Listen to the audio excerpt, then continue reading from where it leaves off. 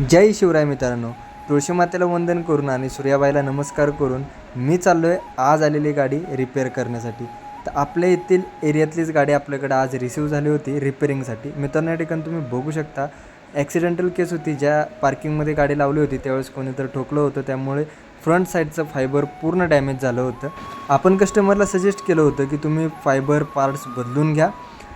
त्या ठिकाणी आपण सगळे फायबर पार्ट तुनवाल कंपनीतून ओरिजिनल पार्ट्स मागवले होते. त्यानंतर गाडीचं पहिलं म्हणजे सगळं फायबर ओपन करून घेतलं. फायबर ओपन करताना भरपूर काळजी घेऊन ओपन करावं लागतं, कारण की त्यामध्ये स्क्रू अनेक ठिकाणी असतात, तर ते बघूनच ओपन करावं लागतं. त्यानंतर आपण ही ॲक्सेसरीज काढून घेतली. ॲक्सेसरीज काढल्यानंतर फायबर काढलं. या फायबरमध्ये हेडलॅम्प अटॅच असतो. हेडलॅम्प आणि बाकीचं सर्व फायबर काढल्यानंतर तुम्ही गाडीची कंडिशन बघू शकता.